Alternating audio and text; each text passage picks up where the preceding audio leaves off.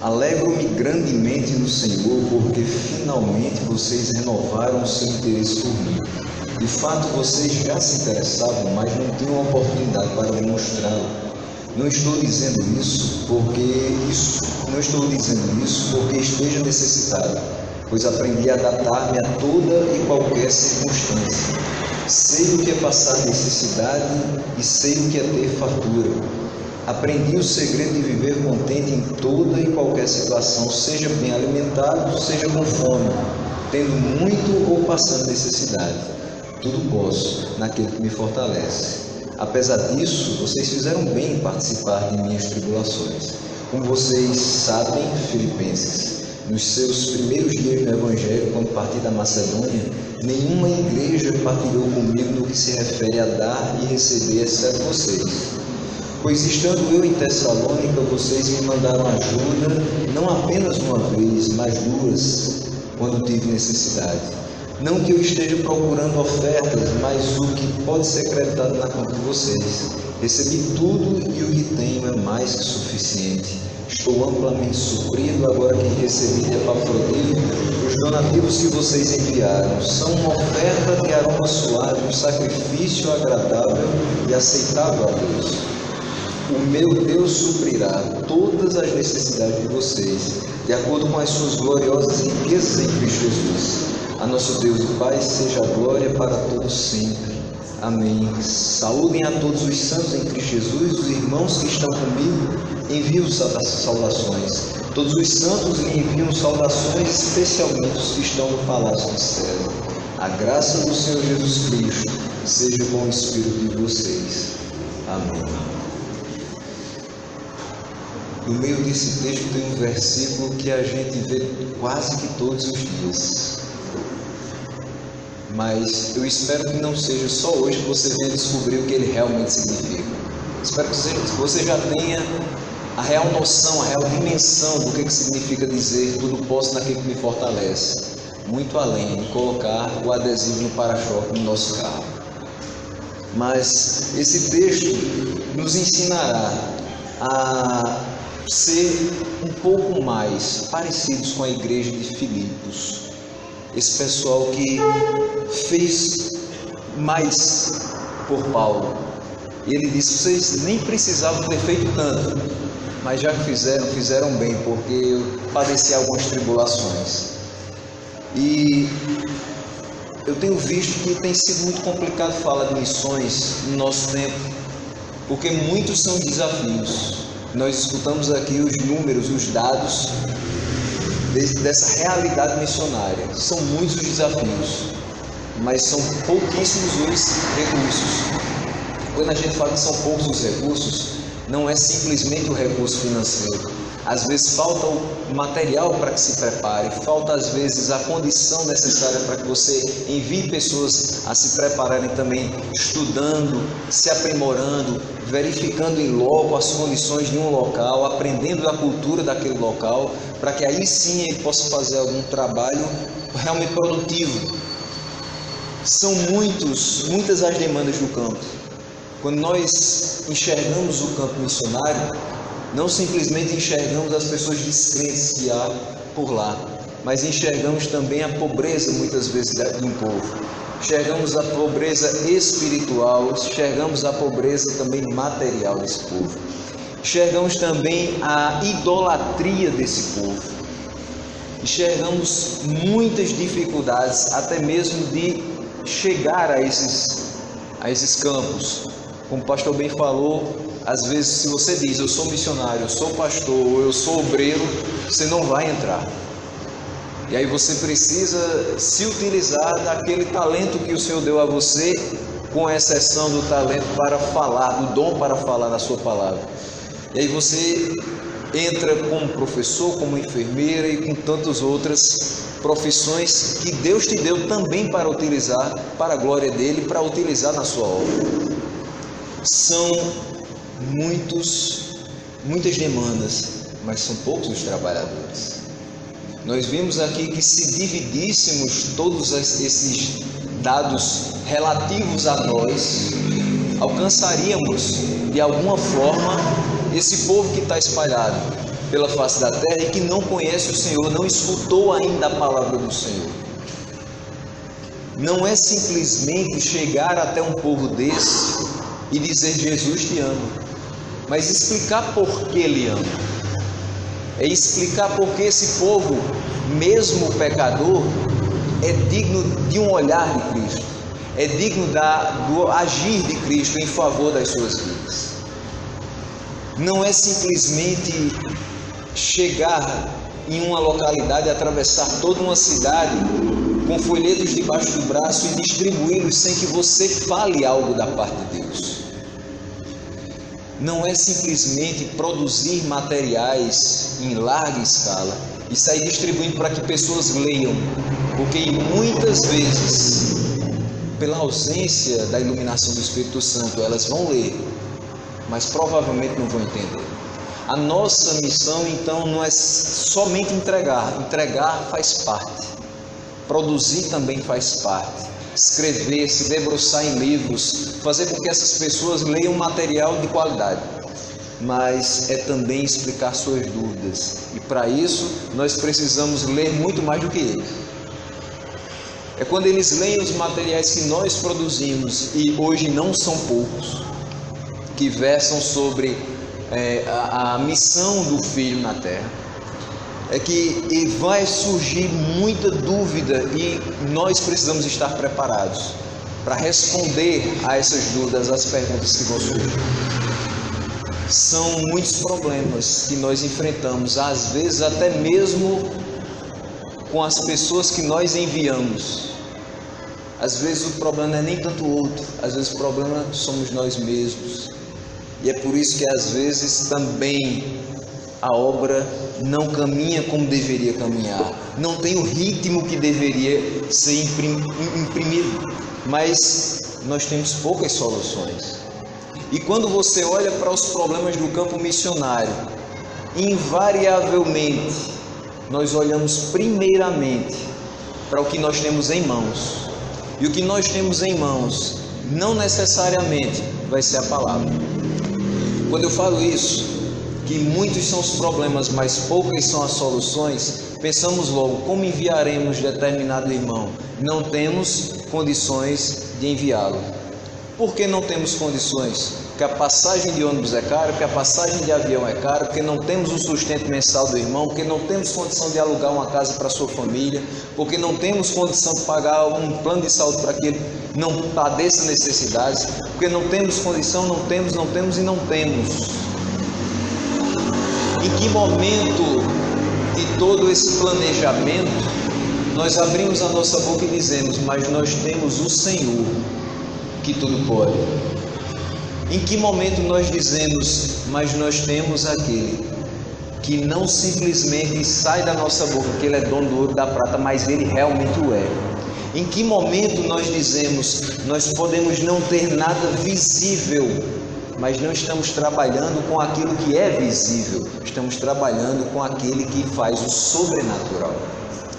Em diversos momentos, olhamos muito mais para os inúmeros problemas e não olhamos para a única solução, para a minha, para a sua, para a nossa vida. Ele é a única solução para os problemas do campo, para os problemas da nossa vida como comunidade, para os problemas da humanidade como um todo. Onde você tira Deus do centro, não há paz, não há comunhão entre as pessoas, não há como se ter uma boa convivência, não há como ter compreensão, não há como se ter respeito, não há como se ter amor. Então não há como essa palavra florescer sem a presença de Deus, sem que Ele seja o centro, sem que Ele seja colocado em primeiro lugar. E aí, com a sua bênção e com o seu agir, nós vamos atrás dele.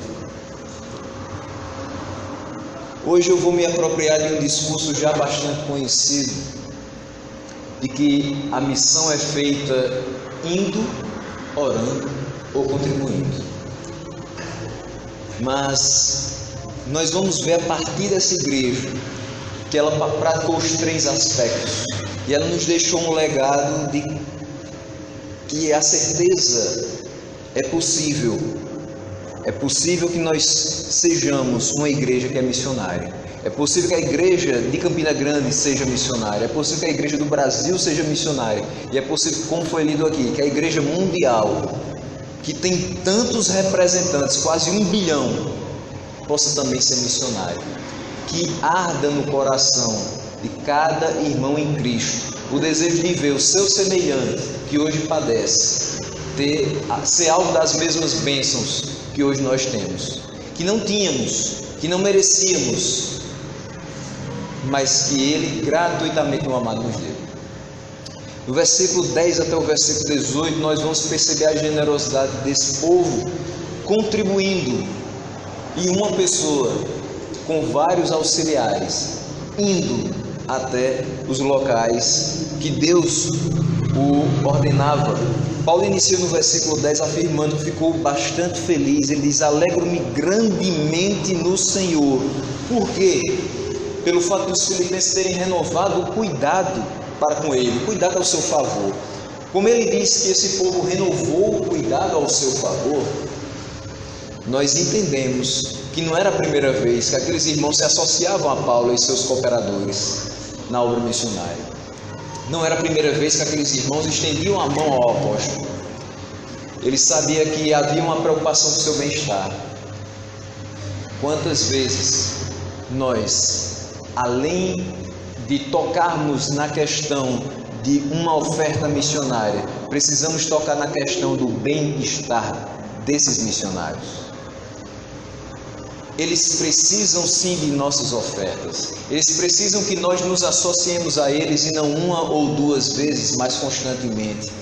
Mas também precisamos orar pelo bem-estar de cada um deles, pela saúde deles, pela harmonia no lar de cada um deles, para que seus filhos deem bom testemunho e não sejam motivo para que suas palavras não sejam ouvidas.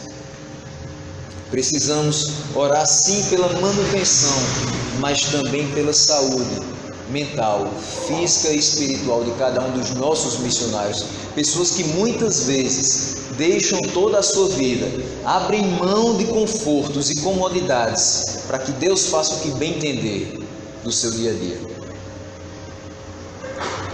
Em outros momentos, ele diz que talvez até tenha faltado a oportunidade de demonstrar esse interesse que eles tinham, mas agora era chegado o momento de que eles fizessem isso e demonstrassem esse amor que eles tinham por Paulo. Quando você demonstra preocupação por uma pessoa, quando você quer saber como essa pessoa está, quando você só se sente bem, quando sabe que tudo está muito bem organizado na vida dela, como deveria estar também na sua, isso representa que você ama aquela pessoa. O cuidado que você tem para com ela é semelhante ao que você desejaria que alguém dispensasse para com você. Então, esses irmãos, se associando a ele, renovando o seu interesse por ele, demonstravam também amor. E ser uma igreja missionária é amar os seus missionários, é olhar para essas pessoas com olhos não de pena, porque o bichinho está lá no sertão e não tem quase nada para comer. É olhar com olhos de amor por uma pessoa que deu sua vida por outra que já tinha dado a sua vida por ela. É somente isso que o Senhor nos pede. Requer de nós obediência, e quando Ele nos comissiona para que demos a nossa vida para a obra dEle, devemos lembrar simplesmente que Ele deu sua vida para que hoje a gente tivesse algum futuro, para que hoje a gente tivesse alguma perspectiva, porque mortos nós não tínhamos nem os olhos abertos. Nele nós temos os olhos abertos para verdades eternas, temos os olhos abertos para o seu cuidado, temos os olhos abertos para contemplar o que Ele faz na vida de cada um que se coloca nas suas mãos. Ao agradecer, ele diz que no versículo 11, que não estava dizendo aquilo porque estava necessitado. Ele não fazia aquilo simplesmente porque havia recebido, até porque ele aprendeu a se adaptar a toda e qualquer circunstância. ele não estava sorrindo porque pessoas o tinham auxiliado. Se elas também não tivessem auxiliado, como era o momento até então, ele continuaria contente. O seu contentamento não dependia dos valores monetários que chegavam à sua mão para que ele continuasse a obra. O seu contentamento estava no Senhor. E como hoje de manhã ouvimos em outra comunidade, Paulo sabia perfeitamente que o pão diário que o alimentava não era o pão físico. O pão era o próprio Senhor. Ele é o pão da vida. Ele é o pão que ofertamos para que pessoas procurem e nunca mais voltem a ter fome. Ele é a água viva que as pessoas procuram e bebem e nunca mais têm sede. Nisso ele estava totalmente arraigado. A palavra contente vai nos remeter não ao rosto risonho de uma pessoa. Talvez Paulo escrevesse isso aqui e não precisava estar gargalhando, não precisava estar sorrindo o tempo todo dizendo: "Oh, como estou feliz, porque eles fizeram alguma coisa por mim". Essa palavra contente mostra o coração que está acostumado a estar totalmente satisfeito, simplesmente porque tem o necessário para sobreviver. Se ele tem o que comer, o que vestir, ele está contente. Se ele tem saúde para andar nos mais diversos e longínquos locais que Deus o ordenar, ele também está contente. Se talvez a roupa que ele vestiu ontem é a única e a mesma que ele tem para vestir hoje, ele também está contente. Se na sua despensa não tem os alimentos que ele desejaria, mas tem o que vai alimentar o seu corpo por aquele dia que o Senhor concedeu, ele está contente. Se pessoas foram alcançadas pela palavra de Deus à custa da sua exaustão, ele também está contente. Se pessoas ainda não se renderam aos pés do Senhor e ele precisa trabalhar mais um pouco, caminhar mais uma milha, se desgastar pela obra do Senhor, ele também está contente. Aquele que está firmado no Senhor não tem preocupações excessivas com as coisas relativas ao consumo, mas ele se deixa consumir no serviço do seu Senhor. E é por isso que quando se toca no assunto, nós às vezes pensamos muito na nossa educação formal, como foi falado. Pensamos muito naquilo que vai nos dar rentabilidade para que nós tenhamos, entre aspas, maior tranquilidade lá frente para que a gente sirva ao Senhor. Às vezes você pode escutar uma pessoa dizendo: eu, quando estiver aposentado, quando os meus filhos já estiverem criados, já estiverem encaminhados na vida, aí eu vou seguir o Senhor. Não deixe o tempo passar.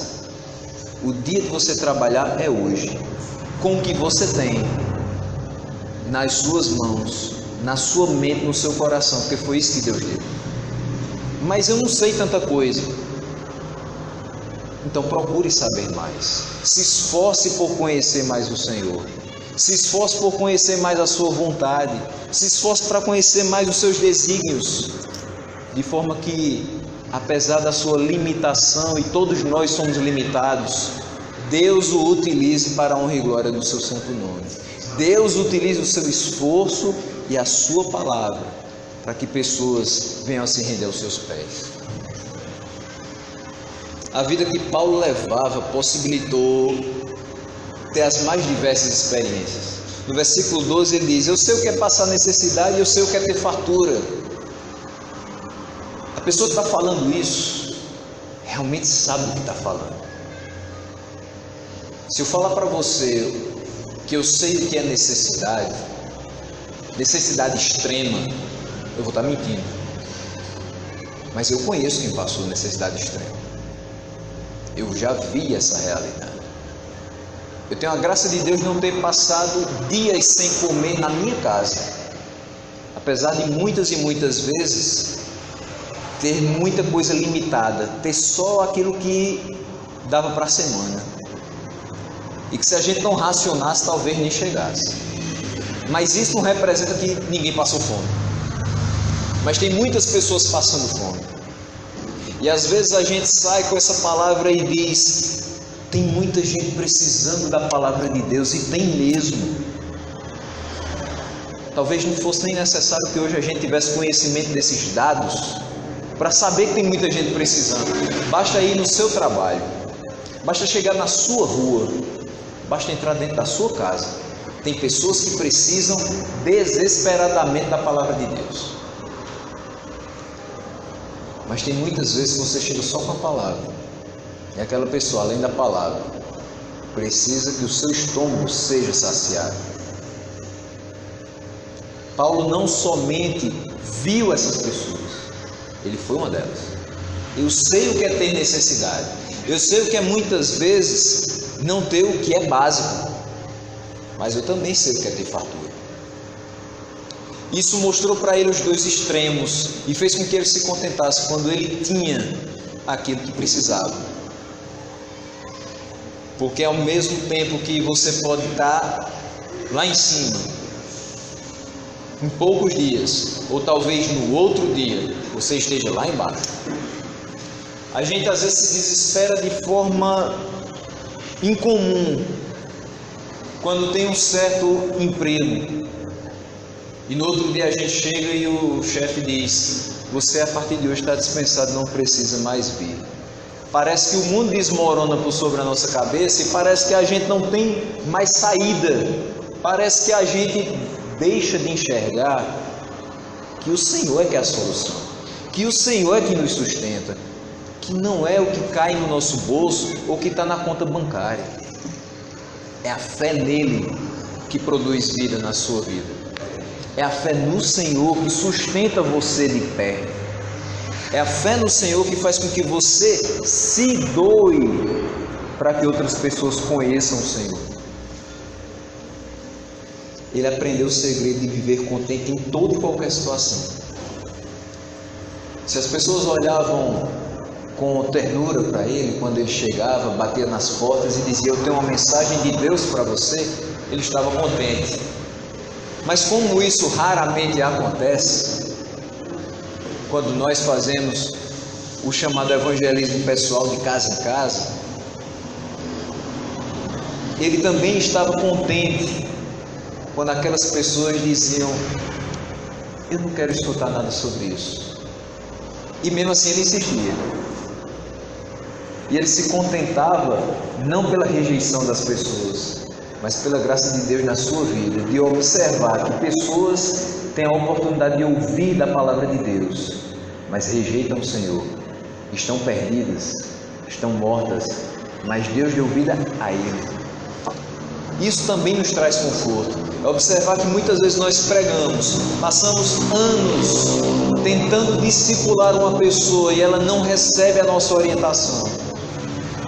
E às vezes a gente até se irrita um pouco com a demora daquela pessoa em finalmente entender o propósito de Deus na vida dela.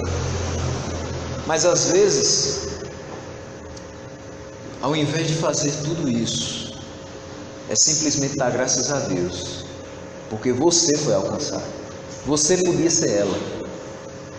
Alguém podia estar falando na sua porta e você dizendo: mas eu não quero esse Deus. Eu estou muito bem do jeito que eu estou. Mas você foi quebrado de cima a baixo e feito de novo. Você era um vaso rachado nas mãos do oleiro. Nós éramos vasos quebrados, de fato, nas mãos do oleiro. E nessa olaria, Deus nos pegou, juntou os cacos e fez com que a gente hoje tivesse nova aparência, nova utilidade e fôssemos vasos que honram o seu nome com essa utilidade. A nossa utilidade é pregar o Evangelho, estar satisfeito em toda e qualquer situação. E ele diz: eu aprendi o segredo de viver contente em toda e qualquer situação, seja bem alimentado, seja com fome. É bem difícil trabalhar com fome. É bem difícil caminhar vários quilômetros com fome. É difícil até de raciocinar com fome. mas o que está gravado no nosso coração, a fome não tira. O que está gravado no nosso espírito, a fome não faz se apagar. As circunstâncias dessa vida não podem ser mais preponderantes do que aquilo que Cristo fez na cruz por mim e por você. Pode ser qualquer coisa que venha a nos assolar, mas nada nos separará do amor de Deus. E nada vai fazer com que você deixe de cumprir tudo aquilo que Ele tem programado para a sua vida. A pregação do Evangelho através da sua vida é importante. E por mais que a gente diga, Deus não precisa de nós, mas é tão bom saber que Ele conta conosco e nos dá o privilégio de fazer alguma coisa por Ele.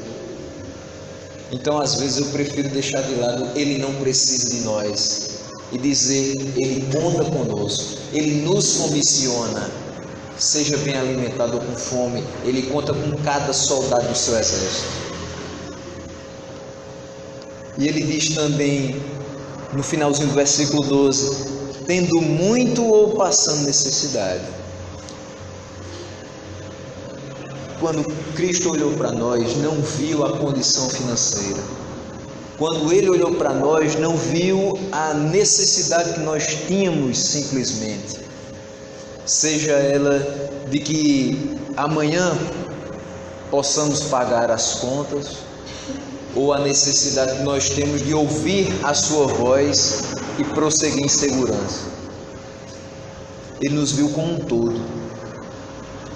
Ele não atuou simplesmente em uma área do seu coração e deixou todo o resto para que você se virasse.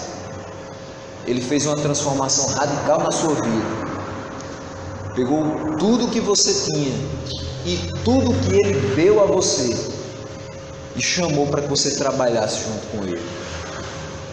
Fez com que você se fortalecesse com a sua palavra. Fez com que você se sentisse satisfeito com aquilo que tem. Fez com que você se adaptasse a toda e qualquer situação. E no final de tudo, você pudesse testemunhar a qualquer pessoa que passa na sua frente. O que está no versículo 13. Eu tudo posso naquele que me fortalece. Mas você tudo pode naquele que lhe fortalece, porque você não toma conta da sua vida. Você não simplesmente se lançou nesse mundo e disse, eu vou planejar o que eu quero fazer da vida. E aí Deus vai ter que dar um jeito de concretizar os meus sonhos. Talvez em algum momento você já tenha escutado alguém dizer, eu tenho o maior sonho de ser missionário. E o meu maior sonho de ser missionário é para a Europa. Porque eu sei que lá tem muita gente se desviando. Entenda que nem todos os sonhos que você tem, Deus irá realizar. Porque alguns desses sonhos não têm nada a ver com o que Deus determinou para a sua vida. E as coisas vão acontecer na sua vida quando a sua vontade se ligar, se coadunar, se confirmar com a vontade de Deus.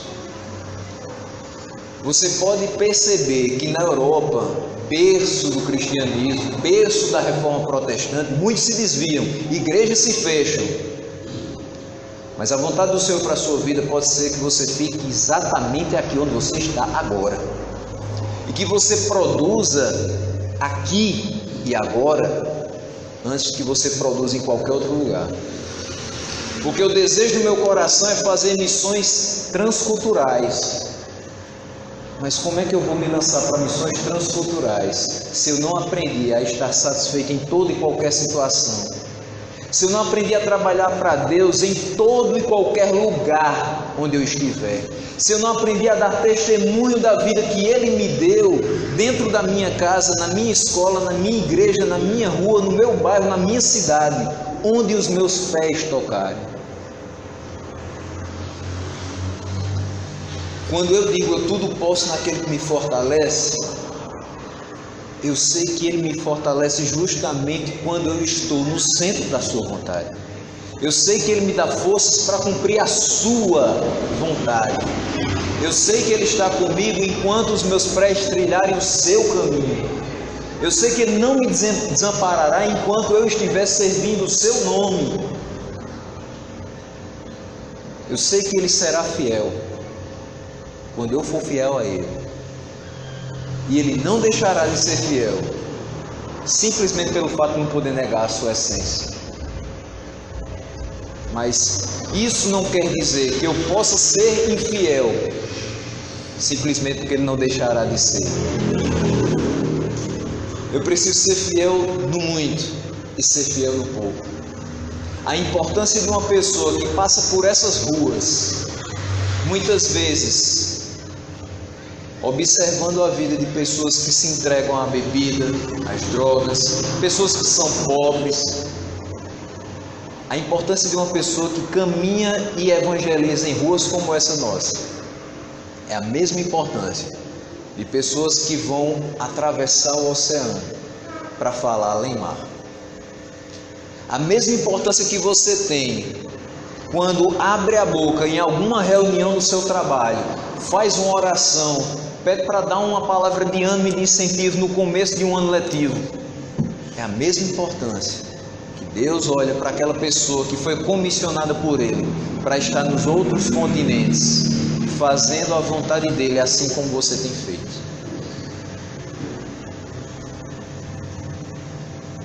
Muitas vezes nós percebemos que o missionário conta com o auxílio de irmãos que são muito queridos, que voluntariamente cedem das suas posses. Às vezes, quando não se está abundante de vestimenta, a roupa do vizinho tem total serventia. E nós percebemos que não é de pompa e não é de circunstância que se faz a obra missionária, mas é de suor e é com os pés no chão em dois sentidos. É com os pés físicos no chão, caminhando, mesmo que seja no sol a pino, e com os pés no chão, com humildade, sabendo que você não é nada mais porque faz isso. Você não é mais espiritual, você não é melhor do que ninguém porque você está no campo missionário. Você depende de Deus. É com os pés no chão. É sabendo que é Ele que faz e que você é só um instrumento. Mesmo sabendo lidar com todas as situações, Ele também fala no versículo 14: apesar disso, apesar de ter aprendido a me adaptar, e saber que em tudo Deus me fortalece, e eu tudo posso nele, vocês fizeram bem em participar das minhas tribulações. Não há um dia em que você esteja tão abastado que alguma coisa vinda da parte de Deus vai sobejar, vai sobrar, vai ser exatamente a medida do que o seu coração precisa. Não tem um dia que você está tão cheio de Deus que alguém não chegue para você e diga assim: irmão, Deus te fortalece, e você vai dizer: isso aí eu já sei, eu não preciso de uma palavra dessa, eu precisava de alguma outra coisa. Não, você precisa sim dessa palavra. Não existe um dia que você esteja tão rico da parte de Deus que alguém não te ofereça uma oração e você vai dizer: não, eu é que preciso orar pelos outros. Você precisa sim de oração. Então eles fizeram bem, muito bem, em participar das suas tribulações. Porque por mais que Paulo estivesse passando em algum momento diferente do pouco e passando por fartura, diferente das tribulações, mas passando por momentos de bonança que foram bem escassos na sua vida, esses irmãos sabem que viver para Deus é constante tribulação, mas também é constante bênção. Viver para Deus de forma verdadeira, daquela forma que hoje nós procuramos e muito viver, e na maioria das vezes não conseguimos. Viver para Deus integralmente, viver para Deus independente das circunstâncias, viver para Deus independente do que você vê, mas vivendo pelo que você crê, pelo que você tem fé. realmente vai trazer para você tribulações, mas vai trazer para você também a maior alegria e as coisas mais gratificantes que você pode ter enquanto na terra. Na hora da tribulação pela qual passava, aqueles irmãos foram o apoio enviado por Deus para que ele não desanimasse. Às vezes é uma palavra, você está prestes a desanimar, mas aquela palavra é o que Deus enviou para que você não recolha suas mãos e continue trabalhando, para que você não solte a mão do arado e não olhe para trás, mas continue trabalhando, continue avançando, continue fazendo a vontade dele. O versículo 15 ele diz: como vocês sabem, Filipenses, nos seus primeiros dias no Evangelho, quando parti da Macedônia, nenhuma igreja partilhou comigo no que se refere a dar e receber, exceto vocês. Meus irmãos, é muito penoso observar certos envios de missionários. E quando eu digo penoso, é no sentido de que às vezes quase que se implora para que se seja enviado.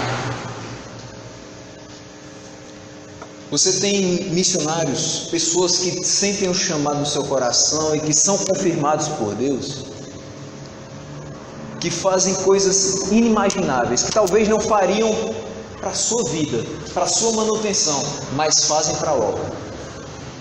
Talvez se você hoje perdesse o seu emprego, e sua esposa também perdesse o emprego dela, e você não visse nada dentro de casa, você não teria o mesmo ímpeto de ir para o meio da rua vender roupas usadas. Você não teria o mesmo ímpeto de sair com uma caixa cheia de trufas para vender para a obra. Talvez você não sairia nos sinais vendendo água ou pedindo que alguém ajudasse você, mas para a obra você tem que fazer.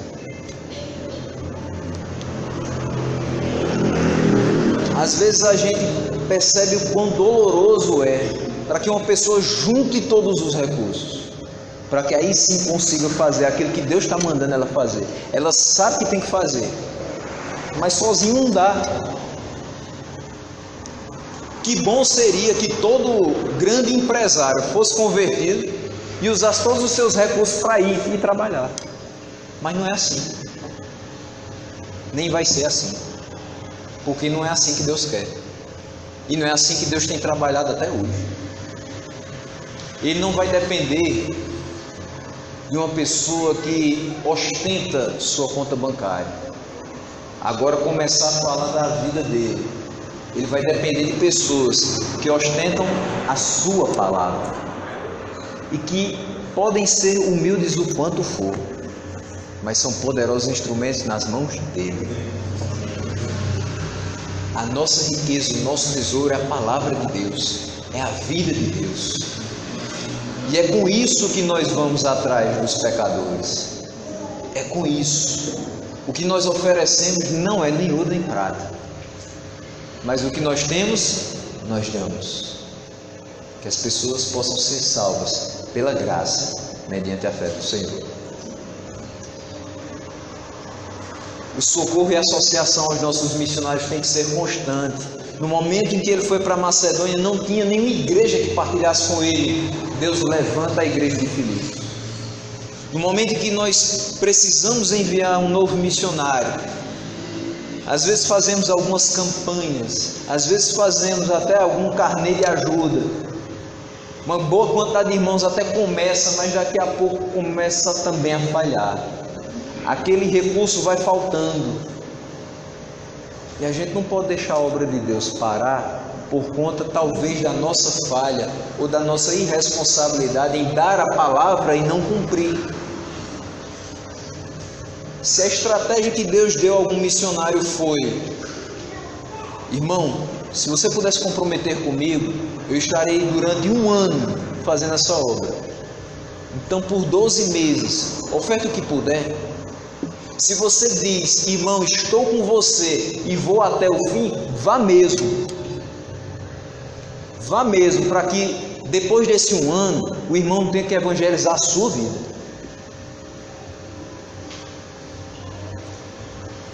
para que aquele irmão que recebeu da minha palavra, eu vou estar junto com você, não tenha que depender às vezes da oferta de ímpios, que quantas e quantas vezes conseguem ser mais generosos que nós. Se nós nos comprometemos, podemos ser a única igreja, mas que cheguemos até o fim com aqueles irmãos. E ele fala em duas coisas que são fantásticas. Partilhar comigo no que se refere a dar e receber. Quando você dá condição para um missionário fazer aquilo que Deus o comissionou a fazer, você não simplesmente dá, mas você também recebe. Você recebe da graça do Senhor e do sustento do Senhor, para que aquilo que você ofertou também não falte na sua vida. É por isso que nossas ofertas não são dadas com pena, não são dadas observando o que vai faltar depois, porque nós sabemos que Deus, independente de ter se pregado a teologia da prosperidade, nós sabemos que Deus sempre supre as nossas necessidades. Os nossos caprichos não, mas as nossas necessidades sim. As nossas realizações, os nossos pensamentos, talvez fúteis, nunca, mas as nossas necessidades, sempre. É por isso que a gente dá liberalmente, sabendo que nunca vai faltar. Mas a gente também recebe do Senhor, através da vida daqueles irmãos, inúmeras outras vidas que vão se juntar a nós para servir unidos e unânimes na doutrina do Senhor. E nós que demos as condições e recebemos aquelas vidas, temos a grande responsabilidade de receber novos convertidos, discipulá-los, fazer discípulos para que eles possam crescer na graça, no conhecimento e obedecer à lei do Senhor. Versículo 16 diz: pois estando eu em Tessalônica, vocês me mandaram ajuda não apenas uma, mas duas vezes quando tive necessidade. Essa é a constância. Ele teve necessidade e os irmãos mandaram só uma, mas duas vezes. Quando você se coloca realmente nas mãos do Senhor, como sendo uma igreja parceira, como sendo um irmão parceiro de missões, você não dá a primeira vez e diz: está bom demais, eu fiz a minha parte. Quem sabe qual é a sua parte é Deus. Quem sabe quando você tem que parar é Deus. Porque quem começou a fazer você se colocar em movimento também foi Deus. Não é o nosso coração que diz assim: eu quero ser generoso para a obra. Porque muitas vezes nós queremos ser generosos com a nossa obra. Pensa naquele povo da época dos profetas, que o templo do Senhor estava ainda inacabado, mas as suas casas já estavam apaineladas. O que isso quer dizer? Suas casas já estavam com teto, suas casas já estavam muito bem organizadas, estavam firmes, mas o templo do Senhor estava em ruínas. Isso mostra que o coração humano é preocupado com as suas obras, com as suas necessidades. Mas Deus nos motiva a ter um coração diferente. Deus nos motiva a olhar para a sua casa primeiramente, ter como prioridade a sua obra, buscar primeiro o seu reino e a sua justiça, para que as nossas necessidades possam ser acrescentadas.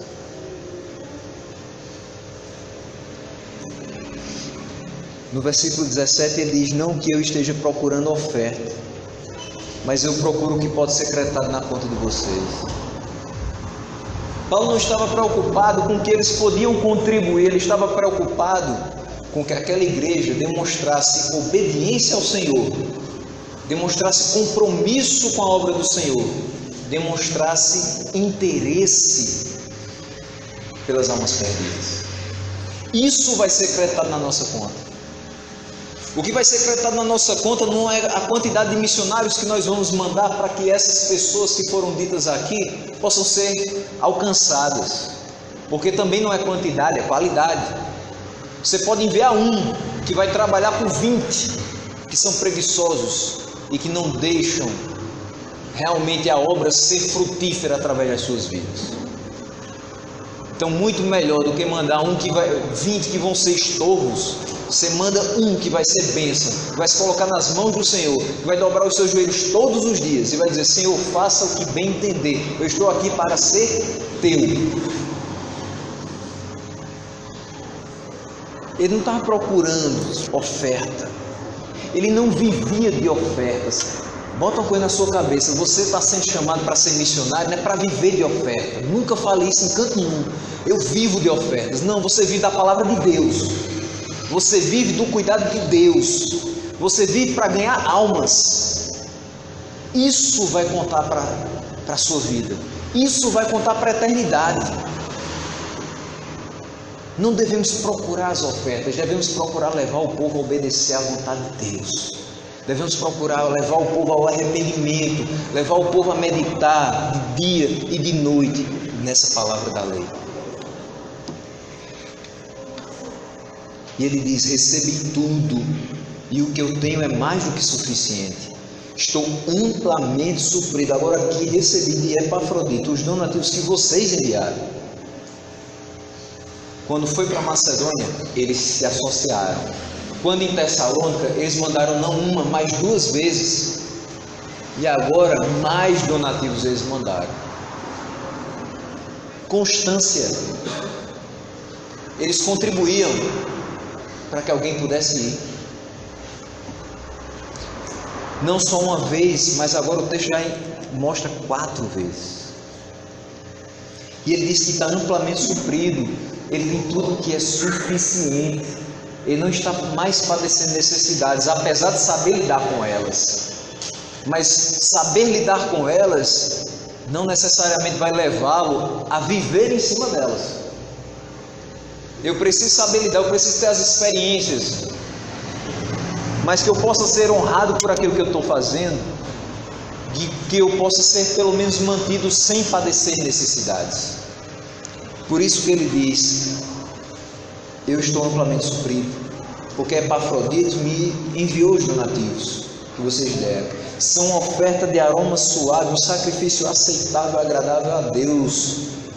Porque esse povo não mandava as ofertas para ser classificado como uma igreja rica, como a melhor contribuinte, como a melhor parceira missionária. Mandava essas ofertas debaixo de oração, com temor e tremor diante de Deus e com o coração alegre em poder fazer com que Paulo continuasse a desempenhar aquela obra.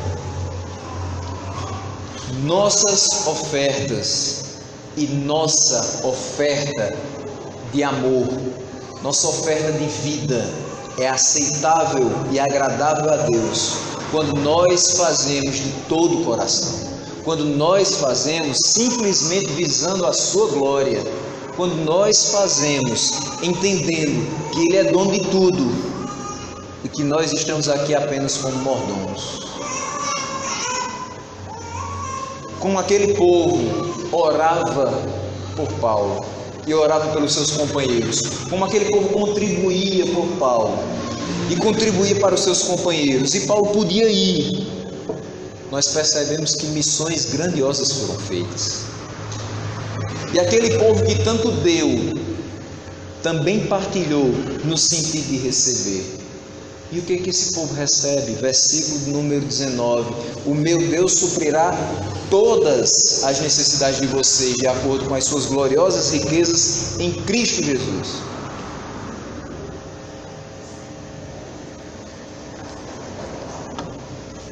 Não sei qual é a sua perspectiva de preciosidade, mas não há algo mais precioso do que ter a presença de Jesus na nossa vida.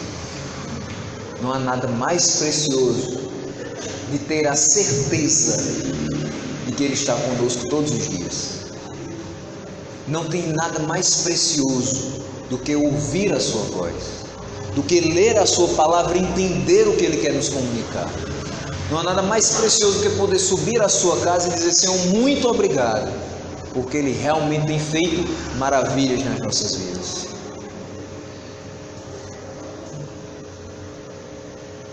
Ele suprirá todas as nossas necessidades de acordo com as suas gloriosas riquezas em Cristo. Quando nós lemos aquele versículo tão lido, às vezes a gente até usa a expressão tão batida, Salmo 23, versículo 1, que o Senhor é o meu pastor, ponto e vírgula. Eu paro e reflito: o Senhor é meu pastor, o Senhor é o meu governador, o Senhor é quem conduz no meu caminho, o Senhor é aquele que pega o cajado e quando eu já estou me afastando, Ele me puxa de volta. Se o Senhor é meu pastor, é aquele que também, quando eu estou ferido, coloca nos ombros e leva de volta ao aprisco. Se o Senhor é meu pastor, é aquele que enxuga minhas lágrimas, é aquele que afaga também o meu lombo depois de tanto sofrer. Se o Senhor é meu pastor, nada vai me faltar. Em Cristo Jesus, todas as nossas necessidades foram e são supridas. Por isso, nós enchemos o peito e dizemos: a nosso Deus e Pai seja a glória para todo sempre. Nós temos um Deus ao qual servimos, e Ele também é nosso Pai. Revela-se aqui o cuidado de Deus para conosco, para aquele que faz a sua obra e para aquele que possibilita que outros façam a sua obra. Ele termina a carta aos Filipenses, no versículo 21, saudando a todos os santos em Cristo Jesus. E os irmãos que estavam com ele também enviavam saudações. Quando nós somos uma igreja de fato missionária, uma igreja que se envolve, que se alegra com tudo que tem sido feito em nome do Senhor, nós também temos o reconhecimento dos outros, das outras comunidades, que observam a nossa vida e não a invejam, mas dizem: que bom que vocês estão conosco também, que bom que vocês deram a mão a nós, que bom que vocês também estão engrossando as fileiras desse exército glorioso. Todos os santos lhe enviam as saudações, especialmente os que estão no palácio de César. Quando ele diz isso, ele está dizendo que a casa de César era o servo do palácio, crentes romanos com os quais ele tinha mais contato. Pessoas que não conheciam os de Filipos, mas que ouviam da sua fidelidade. Pessoas que se alegravam com a forma como eles trabalhavam para Deus. Finalmente ele deseja que a graça do Senhor, essa graça que produz vida, essa graça que nos concede provisão, que nos faz despertar para a obra, que nos mantém vivos e que nos mantém fiéis para o Senhor, seja com o Espírito deles. No versículo 23. Então, meus irmãos, que Deus nos dê a graça para que nós sejamos como esses irmãos, nos associando com a maravilhosa obra do Senhor Jesus, sendo constantes no nosso auxílio aos nossos missionários e sendo missionários também constantes, trabalhando abundantemente na obra do Senhor, sabendo que esse trabalho não é vão no Senhor. Que nós sejamos colaboradores de tantos que vão e carecem não somente das nossas contribuições financeiras, mas das nossas orações incessantes por todos aqueles que se colocam nas mãos do Senhor. Que nós apliquemos um versículo tão pequenino, mas tão poderoso. Oremos sem cessar por cada um deles, pela vida de cada um deles, pela família de cada um deles, pelas pessoas que ele vai encontrar por aí, pelos desafios que ainda vão ser postos à sua frente. Que nunca esmoreçam, mas tenham em Deus a força necessária para ir muito mais além das suas forças, para ir muito mais além do que os seus olhos podem contemplar. Que possam ser fiéis e que nós possamos contribuir para que essa cadeia possa continuar e que essa obra que Deus colocou nas nossas mãos também esteja nos nossos corações. Que Ele nos abençoe e nos dê a graça de continuarmos fiéis ao seu nome e à sua palavra.